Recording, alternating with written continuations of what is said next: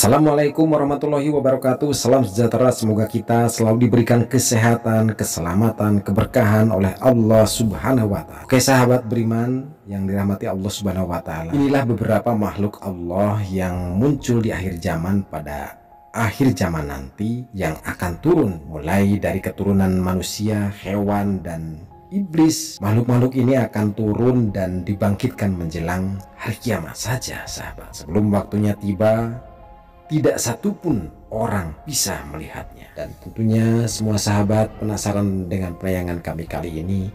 Oleh karena itu ditonton terus videonya, namun jangan lupa di like dan subscribe channelnya supaya kami bisa lebih bagus menayangkan video yang bermanfaat untuk semuanya. Oke sahabat, selamat menikmati videonya, selamat menikmati tayangannya.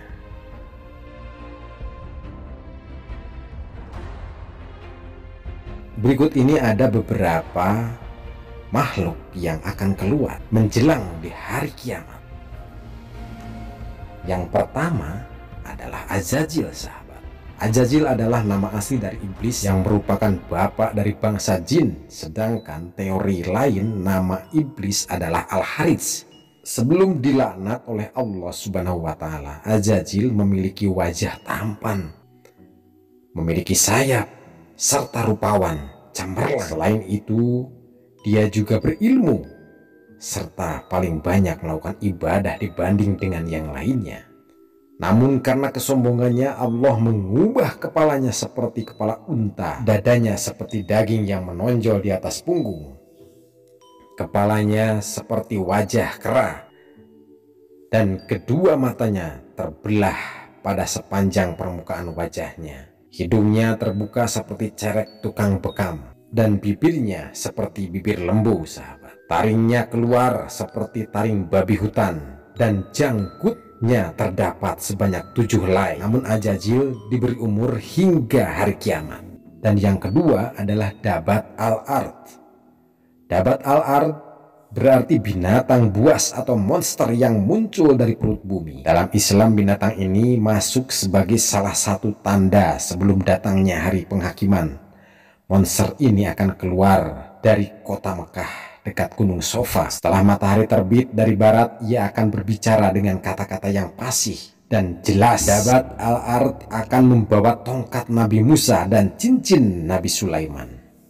Menurut Ibnu Zubair, binatang ini kepalanya seperti kepala kerbau, matanya seperti mata babi, telinganya seperti telinga gajah, bertanduk seperti tanduk rusa jantan, dan lehernya seperti leher burung unta, dan dadanya seperti singa.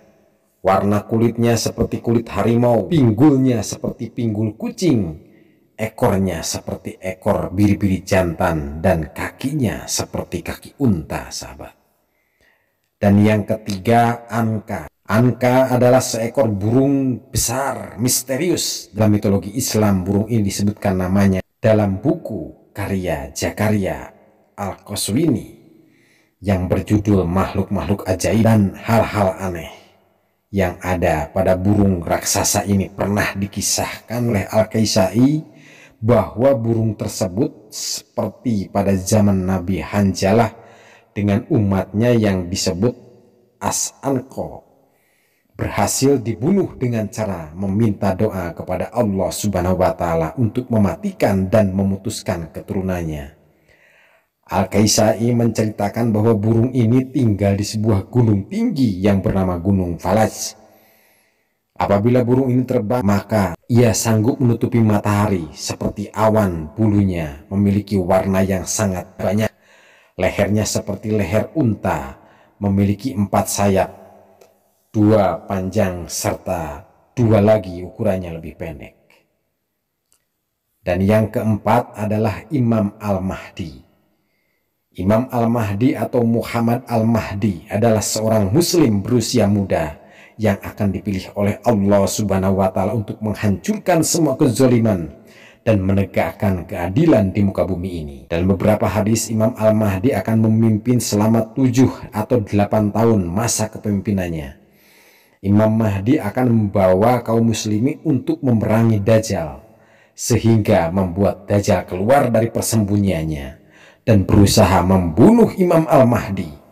serta pengikutnya. Ini sesuai dengan riwayat hadis Al-Hakim. Rasulullah SAW bersabda, Imam Mahdi akan keluar di akhir umatku. Allah akan menurunkan hujan dan menumbuhkan tanaman di muka bumi. Harta akan dibagi secara merata. Binatang ternak akan semakin banyak.